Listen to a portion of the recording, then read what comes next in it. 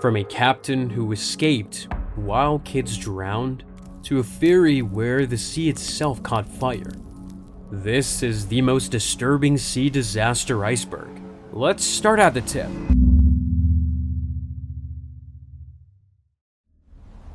Level 1. North Korea's biggest warship. On May 21st, 2025, North Korea tried to show off its largest warship yet at the Chongjin shipyard, but something unexpected took place that left the whole nation speechless. The 5,000-ton Shohyun-class destroyer had been built in just 400 days, a pace that raised eyebrows. State media framed it as proof of Kim Jong-un's rising naval power, but the launch didn't go as planned.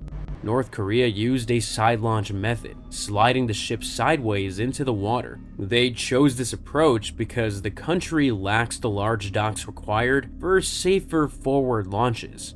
At first, the slides seemed normal, but within seconds, things went wrong. The back of the ship hit the water first, while the front stayed stuck on the ramp. The ship was caught between land and sea, pulled in two directions at once. The strain caused it to tip sharply to the right. Within a few minutes, water poured across the deck and into the interior. Onlookers could only watch as the new warship leaned further and further, starting to sink slowly. Kim Jong-un quickly blamed the disaster on criminal acts and ordered the Navy to fix the warship before an upcoming party meeting. Crews scrambled to save it. Workers attached thick cables along both sides and pulled it slowly with cranes until the ship was upright again. Pumps were used to clear out the water, but the ship was still weak and could not float safely without support. To stop the flooding, they placed large covers over broken areas. Even then, it had to stay tied in place, supported by the cables. When it was finally stable enough, tugboats pulled it away to a nearby yard for repairs, but the deadline left no time for real fixes. Less than a month later, North Korea staged a second ceremony. The destroyer was relaunched under the name Kangkan 52. They used the relaunch to showcase their power, so they launched missiles from the ship. On TV, it looked like proof that the ship was already a threat. In reality, the images came from earlier tests with a sister ship, while the repaired one was still incomplete and likely not combat ready. Vents were sealed off, suggesting the engines were not fitted. The ship also sat unusually high in the water, a sign that it was still missing a significant amount of fuel or weapons. For Kim Jong-un, that did not matter. The sight of a destroyer on display was more important than its condition. It gave his people a display of progress and showed his rivals that bigger ships were now part of North Korea's navy. Level 2. MV Explorer Incident. On November 23, 2007, the cruise ship MV Explorer was deep in Antarctic waters. For decades, it had carried tourists to the most remote places on Earth. It was built with extra steel for ice and had a proud record of firsts in polar travel. But in the end, its strength was not enough. That night, the captain guided the ship into an ice field. He thought it was soft, new ice, but it was older, compact ice as hard as stone. The impact tore open part of the ship below the waterline. Water poured in, flooding cabins on the lowest deck. Crew rushed below and found entire rows of rooms filling up fast, the damage stretching nearly 20 feet across. Pumps were set up to force the water back out. In one cabin, they even found a small hole and jammed it tight with bedding, a plank, and a metal bar. It slowed the flow, but only for a while. Water was still getting in from somewhere, likely into spaces below the cabins. The ship began to tilt and more doors gave way. The water pushed further into the ship. Pumps could not keep up. Soon it reached the engine control room. Electrical panels sparked as the water spread, leaking through into the generator space. Engineers tried to keep the systems alive, but the sea kept winning. The Explorer was now leaning in the dark with no chance of recovery. The captain gave the order to abandon ship. Abandon ship. Abandon ship. All passengers report to your assigned lifeboat stations. All 154 people were lowered into 4 worn-out lifeboats and inflatable rafts in the freezing Antarctic night.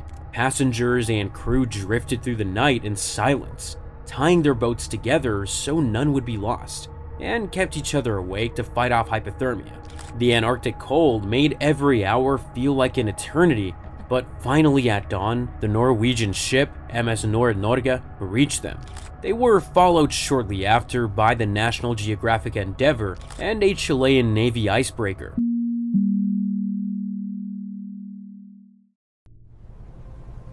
Felicity Ace disaster.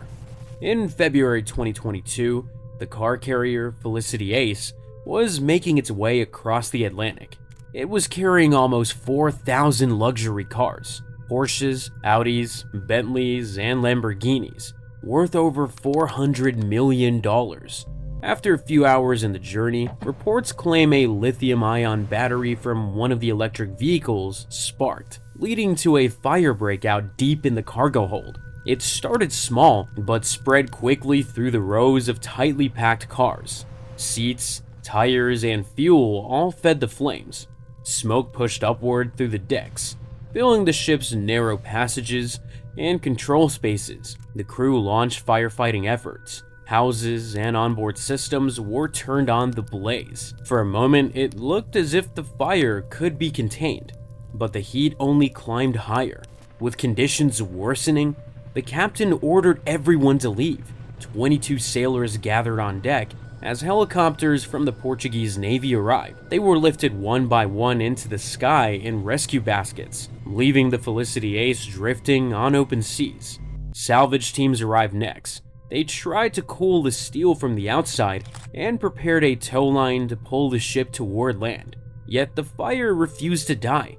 Hotspots flared back again and again, trapped deep in the decks, and the interior air was too toxic for crews to enter safely, so they had to retreat. For nearly 2 weeks, the Felicity Ace kept burning at sea. The long burn had weakened its frame, while water pumped in for firefighting made it unstable. Under tow, the ship leaned heavily to one side. Soon after, it rolled and sank, disappearing into the Atlantic, along with every car inside. If you want to watch more icebergs like this one, make sure to subscribe. Level 3. The Sincerity Ace disaster. The Sincerity Ace was on a long trip between Japan and Hawaii, carrying thousands of new vehicles across one of the emptiest stretches of ocean on Earth. It was December 31st, 2018, and the carrier seemed steady as it cut through the waves. But deep inside the steel decks, something was going wrong. Crew members noticed smoke rising from below. At first, they tried hoses and extinguishers, hoping to beat back the flames, but the fire spread faster than they could move. It pushed through storage spaces, climbed into living quarters, and filled the air with suffocating black smoke. Steel doors grew hot, lights flickered, and hallways that once offered escape were blocked by fire. Down on the car deck, one of the parked vehicles gave off more than heat from its engine. A fault in its starter motor sparked, setting fire to the wiring around it. The flame caught plastic panels, then the seats, and soon spread to the car beside it. With thousands of vehicles crammed close together, each holding fuel, every new spark found something to burn. What began in a single car rolled across the deck like falling dominoes, turning the storage bay into a wall of fire within minutes. In the end, they had no choice. One by one, the men left the burning ship and dropped into the open ocean. Some reached life rafts, but others just floated in the water, watching smoke rise into the sky.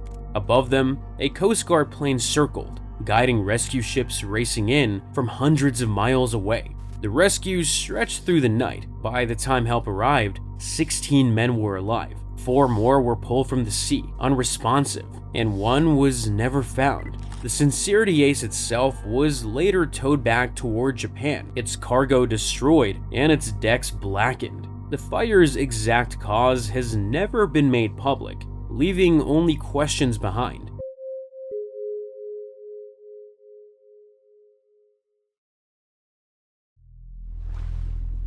Cape of Storm, Katina P tragedy.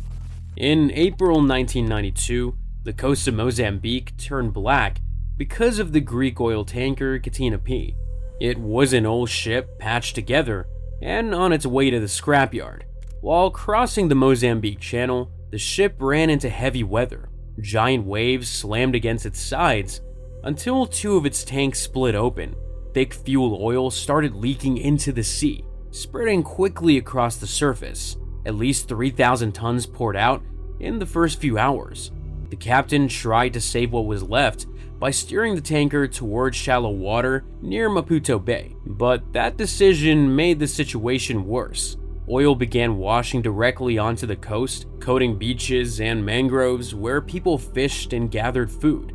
For a short time, it seemed the worst had already happened. A week later, crews tried to tow the tanker away so they could pump off the rest of its cargo, but the ship's frame was already too weak to survive the move. On April 26th, it broke apart and sank. Fuel gushed out in thick, black streams, spreading for miles across the ocean. Mozambique was still recovering from years of civil war, and there was almost no equipment to fight the spill. Cleanup workers had to work with little more than shovels and bare hands, while international aid came too late to stop the damage. By the time the disaster ended, it's estimated that more than 60,000 tons of oil had been lost. Mozambique claimed over $10 million in damages, but less than half was ever paid. The rest was lost in legal disputes.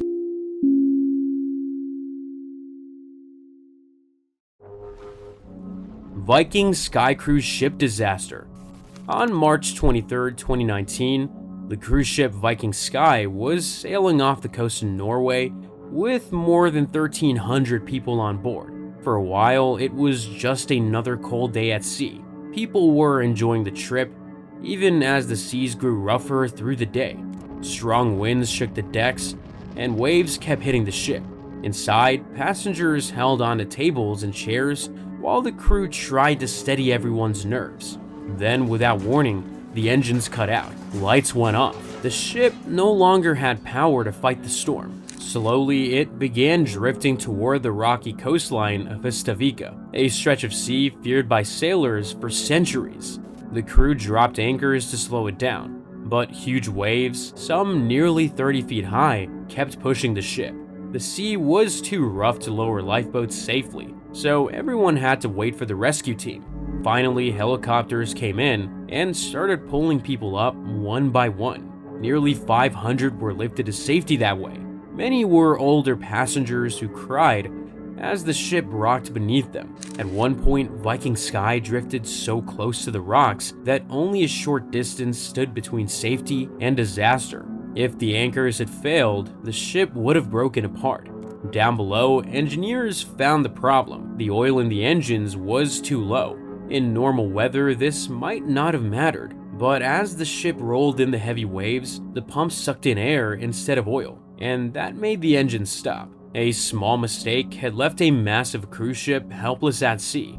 After hours of fear, the crew finally got the engines working again. Viking Sky turned away from the rocks and slowly made its way to port. Dozens of people were hurt, and 36 had to be taken to the hospital. But thanks to the rescue effort and anchors that held, more than 1,000 lives were saved. Level 4. Sinking of the Oceanos. The Oceanos left port on a stormy August night, carrying hundreds of holiday passengers up South Africa's wild coast. Waves crashed against the ship, but to most on board, it felt like just another rough crossing. Then came a muffled blast from below. Seawater had started forcing its way into the engine spaces. Within minutes, the lights went out, the engines died, and the Oceanos was left drifting helplessly in the dark. What came next shocked everyone even more. No alarm was sounded. No clear orders came from the captain. Some officers, including Captain Yanis Avranis himself, left early by lifeboat and helicopter. Passengers were on their own. In the chaos, guitarist Moss Hills, his wife Tracy, and other crew from the entertainment team grabbed life jackets, calmed the frightened passengers, and even went up to the abandoned control room to send out a mayday call. They began loading lifeboats and organizing people into groups, while the storm still raged outside. Through the night, the rescue effort grew. South African Air Force helicopters hovered above the ship, lowering winch lines as the Oceanos leaned badly in the swells. Naval divers strapped passengers into harnesses and lifted them one by one into the sky. Merchant ships nearby sent boats as well, ferrying evacuees to safety. By morning, the last passengers were still waiting on deck, but the helicopters refused to leave until everyone else was gone. They stayed until the final helicopter runs, counting every head. Only then did they climb aboard themselves. When the sun rose higher, the Oceanos slipped beneath the waves near Coffee Bay. Incredibly, all 571 people survived, but the captain's reputation did not. His claim that he left early to coordinate rescue from the air was ridiculed around the world. A Greek board later found him and several of his officers negligent.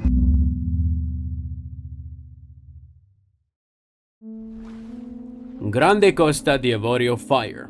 On July 5, 2023, the Grande Costa d'Avorio was docked at Port Newark, loading up hundreds of used cars for a trip to West Africa.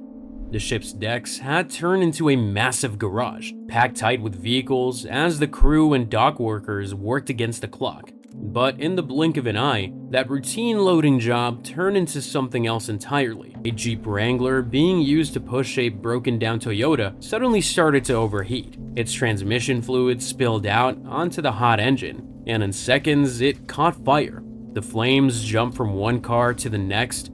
The crew grabbed handheld extinguishers and tried to stop it, but the fire moved faster than they could. The captain activated the ship's fire suppression system, which was supposed to fill the deck with carbon dioxide and put the fire out quickly. But one of the ramp doors couldn't be shut because its controls were in the middle of the fire. So instead of staying sealed inside, the gas leaked out, and the fire kept growing.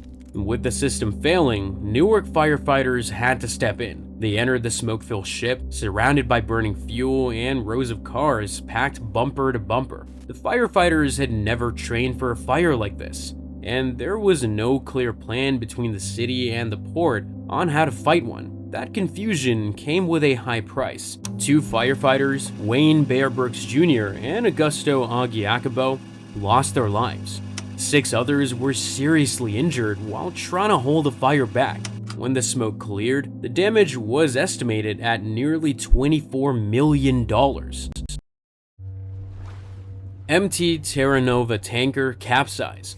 The MT Terra Nova was built to carry huge loads of fuel, but on a night in late July 2024, it never made it out of Manila Bay. The tanker was loaded with nearly 1.4 million liters of oil when strong waves from Typhoon Gami rolled across the water. At first, the crew tried to steady the ship, but the storm pushed harder. Then, at midnight, the tanker suddenly flipped and sank beneath the waves. 17 men were on board, 16 managed to escape, but 1 never returned. In the meantime, a new crisis was only beginning. The oil inside the wreck started leaking into the bay. The Coast Guard rushed in, warning that if the spill spread, even Metro Manila could be hit. Within days, the first slicks reached the shoreline at Tanza. What began as a patch of 14 square kilometers quickly swelled up to more than 90. Divers went down to close the valves. Pumps were brought in to extract oil directly from the wreck. Another tanker, the Helena Marie, arrived to collect what they could, but each time crews gained ground, the sea pushed the oil into new areas. Locals laid down coconut husks and hay in desperation, trying to shield their beaches. By mid-August, the fight was still dragging on. That's when US experts from NOAA joined, helping track the slick and guide the cleanup. After weeks of non-stop work, the Coast Guard announced in mid-September that 97% of the fuel had been collected, over 1.4 million liters. The rest had broken down in the water or stayed trapped inside the wreck. But even as the immediate threat was fading, new problems appeared. Within days of the Terra Nova sinking, 2 other ships, the Jason Bradley and the Marola 1, also went down nearby. Rumors of smuggling spread, though investigations are still ongoing.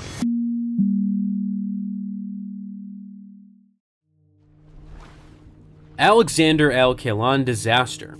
The Alexander L. Keelan was seen as a strong and stable rig. Built in 1976, it was later converted into a floating hotel for workers in the North Sea oil fields. By 1980, it was stationed near the Ekofisk field. Inside were small cabins, a canteen, a gym, and even a cinema room. On March 27th, 212 men were on board. That evening, the weather turned rough. Waves rose nearly 40 feet, and helicopters were grounded, leaving everyone stuck on the rig.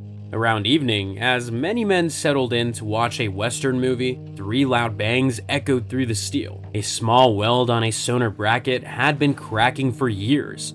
That flaw spread until a large brace gave way. One of the rig's 5 legs broke off, and with it, an anchor cable snapped. The entire platform tilted suddenly, leaning 30 degrees. The tilt made escape almost impossible. Many lifeboats could not be lowered. Their release systems jammed by the sharp angle. Only one worked as intended. Another smashed against the side of the rig and broke apart, throwing men into the sea. With no choice, others jumped straight into the freezing water.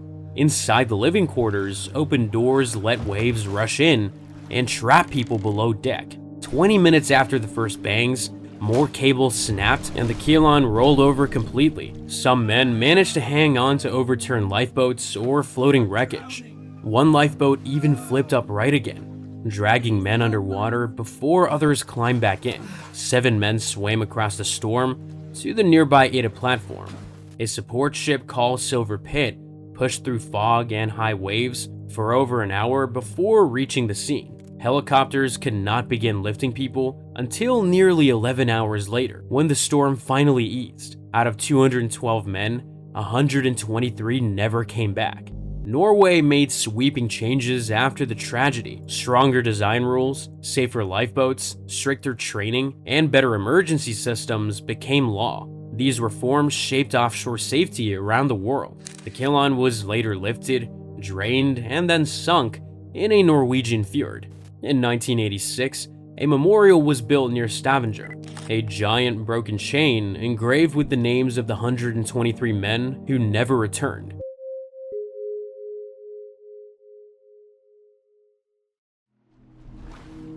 El Faro cargo ship sinking. In 2015, a cargo ship, El Faro, left port in the Caribbean on what seemed like a normal run. It carried containers, cars, and a full crew heading north towards the United States. The ship was over 40 years old, still sailing when most vessels its age were retired. On October 1st, she met Hurricane Joaquin, a Category 3 storm already spinning with violent winds and massive waves. The crew had weather charts, but their program sent updates late. One file that morning was even a duplicate of an older forecast, leaving the captain, Michael Davidson, with guidance that was badly out of date. What information the captain had about the hurricane as it was intensifying? Scott, the storm track that was emailed to him at 11 p.m. wasn't downloaded for nearly 6 hours. Some officers suggested turning away. Their warnings were heard, but the captain refused to change the course. As the seas grew, water began leaking into a cargo hold through openings that should have been sealed. More water found its way in through pipes and vents, and the ship started leaning to one side. That tilt made things worse, letting seawater reach parts of the ship that fed the main engine. When the flow was disrupted, the engine shut down. Now a cargo ship sat powerless in the middle of a hurricane, drifting with no way to fight back. By the time the order came to gather the crew, the situation was already desperate. The command to abandon ship came even later.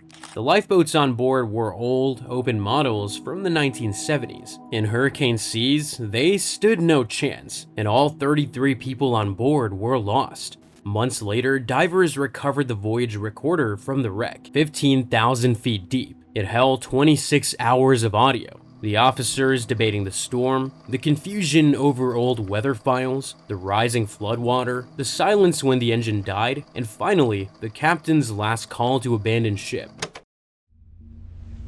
Level 5. North Sea Ship Collision, MV Salong and Stena Immaculate. The North Sea is one of the busiest waters in the world. Ships move through it every hour, carrying fuel, cargo, and chemicals. With so much traffic, even one mistake can turn into disaster. In March 2025, the cargo ship Solong struck the side of the Stena Immaculate, a giant oil tanker sitting still off the English coast. The tanker was loaded with 43 million liters of jet fuel. The crash tore a massive hole into its side, and flames shot into the night. The crew shouted warnings. Some said the Solong came out of the blue, and they had only seconds to react. The fire spread because the Solong didn't stop, but pressed against the tanker for what seemed like 10 minutes.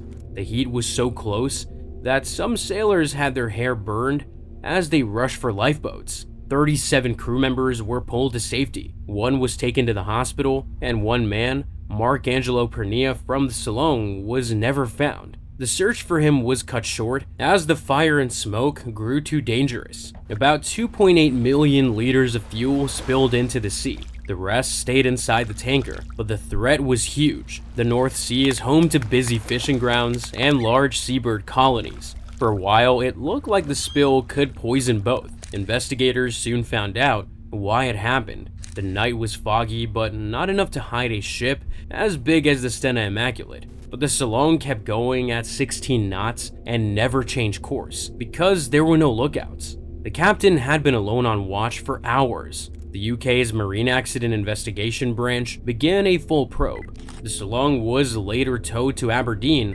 while the Stena Immaculate spent half a year in repair at Great Yarmouth. Along the coast, cleanup crews collected plastic pellets from the Solong's cargo that washed up on beaches. The legal fight is still ongoing. The Solong's captain, Vladimir Motin, was arrested and charged with gross negligence manslaughter. He has pleaded not guilty, and his trial is set for January 2026.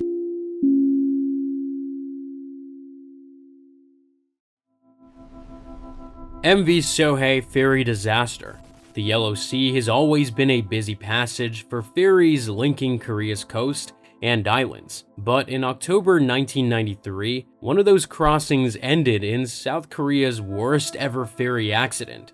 The ship was called the Sohae. It was designed to carry just over 200 people, but on the morning of October 10th, it left the port with more than 360 on board. Passengers filled every space, and cargo weighted down even further. The weather that day was rough, with heavy winds and waves rocking the overloaded ferry. Out at sea, things went from uneasy to deadly. A rope tangled around both of the ship's propeller shafts. With the engine straining, the ferry began to lean. The extra weight and top-heavy balance left no margin for error. The tilt grew worse with each wave. Within moments, the Sohae rolled and went under. Panic broke out as passengers tried to escape. Many had no life jackets, and the stormy weathers made survival nearly impossible.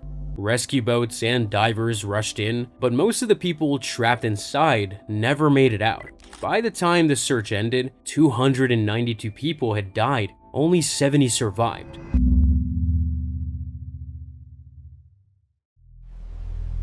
Sucked into a pipe, the Paria diving incident. 5 commercial divers were sent down for what looked like a routine job at Paria's Berth 6 in Trinidad and Tobago. They were asked to work on a 30-inch pipeline that was not carrying oil at the time. A cube-shaped diving shelter had been placed over the line to give them a dry space to work, but hidden inside the system was a dangerous imbalance of pressure waiting to be released. The pipe had been sealed weeks earlier with an inflatable plug. On one side of it, pressure was high. On the other, it was low. That difference built up silently, and the moment the plug was moved, everything changed. The force pulled like a giant vacuum. In seconds, water, air, tools, and all 5 men were sucked inside. They were dragged through the dark pipeline for more than a minute, battered and spun in oily water, until finally coming to rest deeper inside the 1,200-foot pipe. At first, they were still alive. Small air pockets gave them a way to breathe, but it was pitch black. Their eyes and throats burned from the mix of oil and water, and panic set in. Christopher Boudram, one of the divers, remembered the men linking together like a chain, crawling backward through the pipe, feeling their way through the slick interior. They even came across 2 oxygen tanks. For a moment, there was hope, but that hope soon turned. The next stretch of pipe was fully underwater, and with only 2 tanks to share between 5 men, it was too risky to push forward. Christopher made the hardest decision of his life, to go on alone and try to reach the surface for help. He promised the others he would return. He forced his way through submerged sections, nearly running out of air. At one point, his tank struck another loose cylinder in the dark, a chilling reminder that the others had been trying too. Finally, he found a vertical riser and climbed up, bursting back into the diving shelter and alerting the surface crew. Rescuers now knew the others were alive. Divers even reported hearing knocks from inside the pipe. A qualified team stood ready to go in, but Paria's managers stopped the attempt, saying it was too dangerous. Hours passed, then days. The critical window closed while the men remained trapped below. When recovery finally began, it was too late. Between February 28th and March 3rd, the bodies of Fizal Kurban, Kazim Ali Jr., Rishi Nagasar, and Yusuf Henry were brought out. Christopher Boudram was the only survivor. A commission of inquiry later called Paria's refusal to let divers re-enter gross negligence, saying lives could have been saved. By September, 15 charges were filed against both Paria officials and the LMCS director, Kazim Ali Sr. The legal battle continues. The tragedy changed how teams view Delta P risks. Now, divers demand clear pressure checks on both sides of the line, proper venting before entry, and a rescue plan that allows immediate action. MS Estonia. On September 28, 1994, one of Europe's busiest ferries set out on its overnight trip across the Baltic Sea. Nearly 1,000 people were on board, heading from Tallinn, Estonia to Stockholm, Sweden. The ship was called Estonia. She was big, 155 meters long, built in 1980, and could carry 2,000 passengers and 450 cars. But she had a trouble past. Once known as Viking Sally, she'd already seen strange events, including 2 murders years before. That night, the sea was rough but not unusual. Winds hit 100 kilometers per hour, and waves rose 4 to 6 meters. Passengers tried to rest in their cabins or lounges while the ship pressed through the storm. What few knew was that the weakest part of the ship was right up front, the bow visor. It was a huge door that lifted open so cars could drive inside. Behind it sat the ramp that led onto the car deck. Around 1 a.m., loud metallic bangs echoed from the bow. The crew in the control room checked their panels, but nothing showed. More bangs followed for nearly 10 minutes. The visor was breaking apart, but no alarm was sounded. After a miscalculated turn, the visor ripped away. The car ramp behind it was forced open, and water poured straight onto the car deck. The deck was wide and flat, so even a thin layer of water rushed freely from side to side, dragging the ship with it. The tilt grew sharper with each wave. Mayday. Joo, meil on nüüd täitsa ongelma, on paha kallistuma oikeale poolele. Uskon, et oli pari 30 astetta. Voisitko sa tulla apuun ja pyytä myös Viking Line'in apun? At 1:20, the general alarm finally rang out, but it was already too late to save everyone trapped below. Within minutes, the ferry tilted nearly 50 degrees. At 1:50 a.m., just 35 minutes after the first bang, the Estonia rolled and vanished from radar. Out of 989 people on board, only 137 survived. The rest, 852 men, women, and children, were lost, most to the freezing 10-degree weather. Almost no children survived, and only 26 women made it out alive. The investigation blamed failed locks on the bow visor. Once it tore off, the sea had a direct path inside. But the report also found the crew at fault. They didn't check the bangs, didn't sound the alarm in time, and lifeboats were never launched properly. The tragedy forced Europe to rewrite safety rules. Ferries now needed stronger bow doors, stricter stability tests, and emergency beacons that activate on their own. But the story didn't end there. The wreck was declared a sacred site and covered in gravel to stop divers. Some documents from the inquiry were sealed until 2069, further fueling suspicions. In 2020, an unauthorized dive revealed a 4-meter tear in the frame, sparking theories of a collision or even a submarine strike tied to smuggled weapons. In 2023, Estonia and Sweden reopened the case, saying the ship might never have been seaworthy. A final updated report is due in 2025.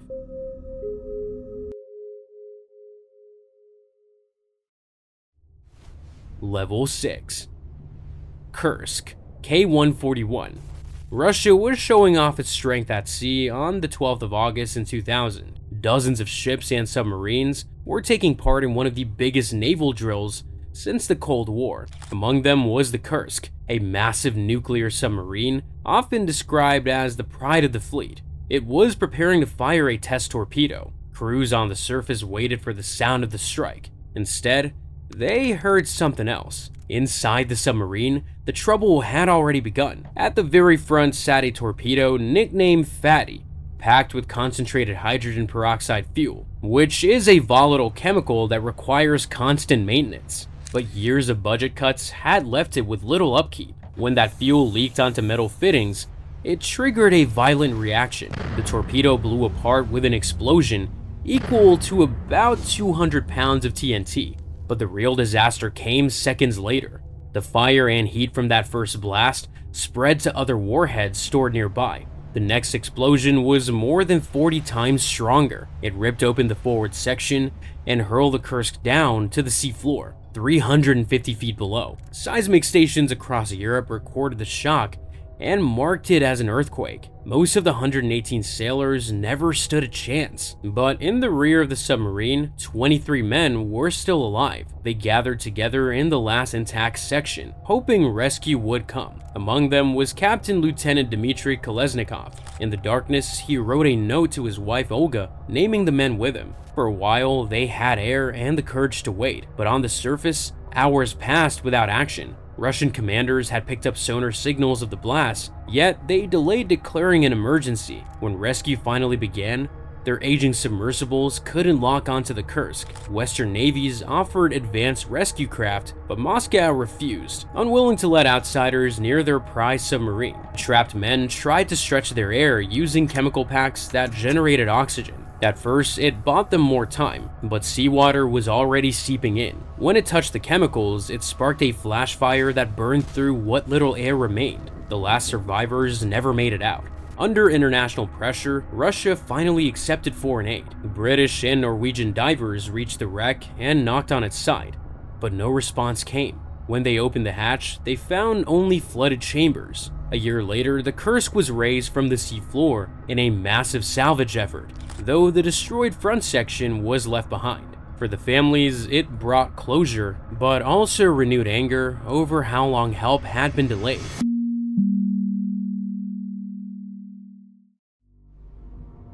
MV Sewol disaster. South Korea had seen ferry disasters before, yet safety rules were bent again. On April 16, 2014, the ferry Sewol left Incheon for Jeju Island with 476 people on board. More than 300 were high school students on a field trip. The morning started calm, but the ship carried hidden risks that would soon turn it into one of South Korea's worst maritime tragedies. Sewol had been illegally modified with extra cabins that raised its center of gravity. It was carrying more than twice the legal cargo limit, and much of it wasn't tied down properly. To make the ship look normal at the waterline, the crew had drained stabilizing ballast tanks. That left the ferry dangerously unstable. At 8:46 a.m., the control room ordered a small course change. A minute later, the ship swung harder than expected. A stable vessel could have righted itself, but the Sewol leaned sharply. Cargo slid across the deck, and the tilt grew worse with every wave. Soon, water began seeping into lower areas, locking the tilt in place. By 8:52, students were already dialing emergency services. Due to water pressure, the doors were jammed, and the ship lost power. Announcements told passengers to stay put inside their cabins. Many obeyed, waiting for help that never came. Meanwhile, the captain, Lee Jun-suk, left the wheelhouse and later escaped with several crew members. But hundreds of passengers, mostly teenagers, were still inside. Nearby fishing boats arrived at the site first and pulled some of them from the water, but the official rescue was slow and confused. Coast Guard units hesitated, and by the time they acted, the Sewol was already lying on its side. Those trapped below had no way out. Out of 476 people on board, only 172 survived. 304 lives were lost, including around 250 students. 5 victims were never found. Even after the ferry was raised in 2017 and searched again in 2018, courts sentenced Captain Lee to life in prison for abandoning his passengers. Several crew and company executives also received long jail terms for negligence. But in 2023, South Korea's Supreme Court upheld acquittals for Coast Guard officials, ending years of trials over the failed rescue. Today, the wreck of the Sewol rests in Mokpo, where families still gather. At the 10th anniversary in 2024, they renewed calls for accountability. Chris Holofield diving incident. On July 2, 2010, divers were working in the Gulf of Mexico, cutting apart an oil platform that storms had knocked over. For a month, the job went on without trouble, but one rushed handover set up a deadly mistake. The platform lay about 250 feet down, its steel frame tilted and full of tight spaces. At first, the plan was to use a safe milling tool that didn't spark. Later, the company changed to burning torches, but only with the rule that gas checks had to be done before every cut. That rule wasn't followed. Burns had already been made across the structure, and gases built up inside the highest sections. The safe approach was to cut high first and then move down, so gas could escape. But the team worked in the opposite direction, letting it gather above. On the morning of July 2nd, a supervisor stepped off duty and left just one page of notes for his replacement. On that page was a warning about gas and oil pockets in the upper deck area. The new supervisor didn't act on it. Chris Holofield, a 33-year-old Marine veteran and diver with Veolia Environmental Services, was sent to that very spot. When he lit his torch, the flame touched the trapped gas. The explosion tore through the structure in an instant. At that depth, no one could survive a blast like that. Chris was pulled back up, but there was nothing anyone could do. At home in South Carolina, his wife was 7 months pregnant with their first child.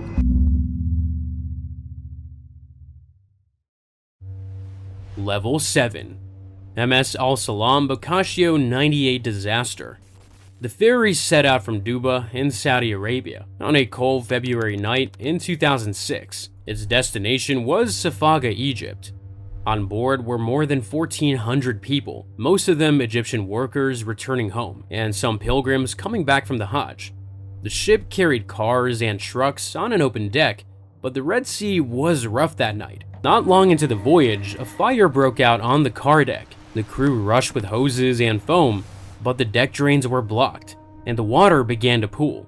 As the ship rolled in the waves, the water shifted side to side, making the ferry tilt. The captain asked for permission to turn back, but the owners told him to continue. That decision sealed the ship's fate. The crew shifted water between tanks to steady the tilt, but it didn't help. Passengers had been told to wait, so many stayed inside, even as escape became impossible. Lifeboats were not launched in time. Darkness and rough seas, the ferry finally rolled over and sank. Rescue was slow to arrive. By the time it was over, more than 1,000 had lost their lives. It became one of the deadliest ferry disasters of the century. The tragedy didn't end in the water. Families demanded justice. Courts in Egypt later sentenced the ferry's owner and others to prison for negligence. Families also fought legal battles in Europe against the Italian company that had certified the ship as safe. Investigators pointed to the same failures: an aging ship made unstable by design, a fire that was badly handled, water that built up instead of draining, and a late call to evacuate.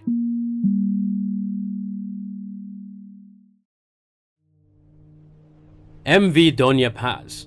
It was December 20th, 1987, and the ferry Doña Paz was sailing from Leyte to Manila in the Philippines. It was the Christmas season, and thousands of families were heading home. Tickets had sold out long before, but people were still crowded aboard. Children sat in aisles, some not even listed on the passenger log. On paper, the ferry carried about 1,500 passengers, but later accounts suggest there were more than 4,000 people crammed on board. The ship itself had a dark past. A decade earlier, when it was sailing under another name, it had caught fire while carrying more than 1,000 passengers. It was declared a total loss by insurers. But instead of being scrapped, it was repaired, renamed and put back into service. The ferry had safety problems too. Survivors later said many life jackets were locked away in cabinets, and officers spent that night drinking instead of keeping watch on the bridge. Out at sea that night, another vessel moved through the same waters. This was the Vector, an oil tanker carrying nearly 9,000 barrels of gasoline and other fuel. It had no licensed captain and no lookout. It should not have been sailing at all. A few hours into the journey, the two ships collided. The Vector tore into Doña Paz's port side. In seconds, the tanker's fuel tanks burst. Fire exploded across the water and raced up the side of the ferry. Survivors later said it looked like the sea itself was burning. Inside the ship, smoke-filled passageways, doors jammed, and panic spread. Many passengers never even reached the decks, and those few who did often had no life jackets. People jumped overboard, but the water was covered in flaming oil. Some drowned, others burned, and many more were trapped inside the ship as it went down. By morning, both vessels had sunk. Shockingly, authorities didn't even know about the disaster until 8 hours later, and organized rescue efforts did not begin until almost 16 hours after the crash. Out of the more than 4,300 people believed to have been aboard both ships, only 26 survived, 24 passengers from the Doña Paz and 2 crewmen from the Vector. Entire families vanished in one night. The investigation found the Vector's owners at fault, but fury spread to the ferry's operator, Sulpicio Lines, who had a long record of overcrowding and poor safety. Not enough? Check out this other video where I talk about the most disturbing freak accidents.